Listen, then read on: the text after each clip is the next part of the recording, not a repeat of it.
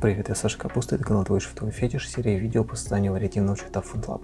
В этом уроке мы с вами поговорим про то, как можно настроить, как применить округление координат в нашем шрифте и поговорим немножко про экспорт нашего шрифта с округлением и без. Итак, давайте резюмируем, какие вообще режимы округления нам доступны, чтобы не было путаницы. Первое – это для того, чтобы включить автоматическое округление всех узлов шрифта, которые мы открываем первый раз, нам нужно зайти в настройки, Edit, настройки, во вкладке «Открытие шрифтов» поставить галочку «Округление координат». Теперь все узлы будут у нас жестко привязаны к сетке, и в будущем нам не придется ничего с этим делать. Чтобы включить или отключить округление в текущем проекте, который мы ранее сохранили в формате FontLab, нам нужно зайти в Font.info, то есть информацию о шрифте текущего проекта. Жмем «Файл», Font.info или привыкаем жать Ctrl-Alt-F. И во вкладке Family Dimension мы включить можем принудительное округление всех координат. Сейчас я этого пока делать не буду. Если я нажму, в галочку поставлю, нажму ОК, они у меня все передвинутся на целочисленную сетку. Мне это сейчас не нужно. Поэтому, если нужно, нажимаем, и все. Теперь в будущем все новые контуры, которые вы будете рисовать, у вас будут только целочисленные, и все старые тоже станут целочисленными, которые были ранее дробными.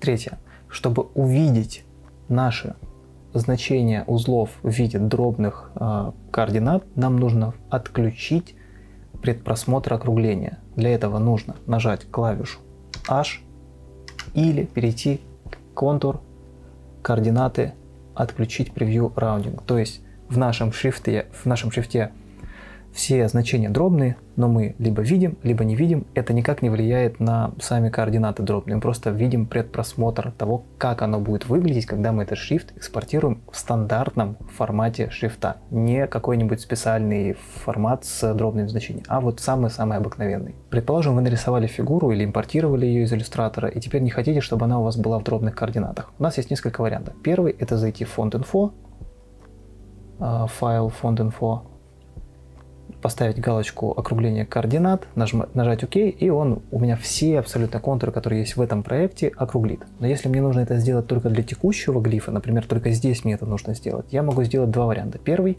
– это, если мы сейчас посмотрим, он у нас в дробных координатах. Я могу, ничего не выделяя, нажать контур, координаты и применить округление. У меня округлится конкретно этот глиф.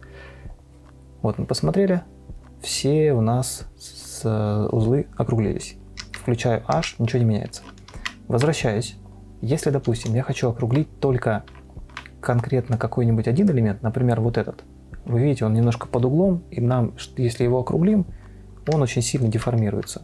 Можно даже вот этот, он явно деформируется, здесь вот какой-то выступающий элемент присутствует. В общем, нам нужно только его округлить, а мы при этом все остальное хотим оставить в дробных координатах. Я перехожу туда же, контур, координаты, применить округление только к конкретному выбранному фрагменту. Жму, и он у меня, как видите, деформировался. Теперь я переключаю H, он у меня тоже будет немножко деформироваться, потому что, как видите, речь идет только об узлах, он только узлы может округлить. Хендлы, усы, так сказать, он не трогает. Вот. Как видите, узлы остаются на месте, в отличие от тех, которые здесь прыгают. А вот хендлы, они тоже прыгают. А если мы сейчас округлим все, теперь у меня привязалось все, включая и хендлы. То есть немножко разное поведение при разных режимах работы. Вне зависимости от того, в каком формате координат вы работаете в FontLab, при экспорте ваш шрифт все равно будет привязан жестко к сетке 1 к 1. То есть все ваши дробные значения, все ваши дробные координаты просто будут привязаны. Это приведет к тому, что контур у вас будет немножко деформирован. Это не очень хорошо, поэтому у вас тут два пути. Первое – это изначально работать в целочисленных координатах, и тогда вас эта проблема касаться не будет. У вас все будет то, что вы рисуете, то, что вы видите, то вы и получите в конце, в большинстве случаев.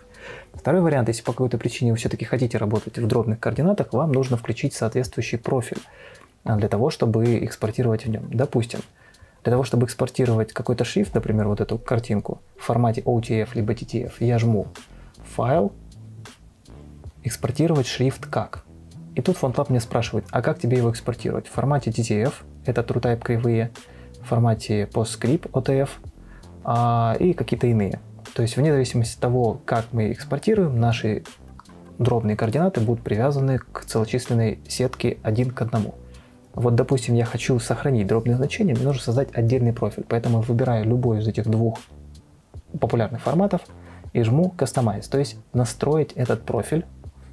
И вот здесь у нас есть в куче вот этих всех дополнительных настроек у нас есть пункт под названием округление координат к сетке UPM. И тут два варианта: сохранить дробные значения, либо округлить все хендлы и все узлы к сетке. Выбираю сохранить дробные значения и жму название. Допустим, вот OpenType. По умолчанию он пишет клон, я пишу так, fraction, то есть дробные, жму ОК. И вот здесь у меня создается кастомный профиль, который будет экспортировать шрифт в формате OTF, но при этом с дробными значениями. Насколько это корректно работает, я проверять не буду, не знаю, меня это не интересует. Если вдруг вам это нужно, то настройка экспорта находится здесь. Сам экспорт и все вот эти пункты мы с вами разберем в более поздних уроках, когда уже нарисуем весь шрифт. Если по ходу этого урока у вас возникли вопросы, то задавайте их в комментариях на русском или английском языках. Этот курс залит сразу на несколько видеоплатформ, а значит я могу их не увидеть. Поэтому подписывайтесь на канал в Телеграме и задавайте вопросы в чате «Делаем буквы». Все дополнительные материалы будут выложены на сайте «Твой шрифтовой фетиш». Там же вы сможете найти шрифты Rayер и Zasker, которые я упоминал в курсе. А еще делайте скриншоты вашего шрифта, хвастайтесь в соцсетях и отмечайте «Твой шрифтовой фетиш» в публикациях с этим хэштегом. Мне и вашим шрифтовым коллегам будет интересно посмотреть на ваши успехи в ходе этого курса. Если видео оказалось для вас полезным, подписывайтесь на канал, ставьте лайк и увидимся в следующих уроках.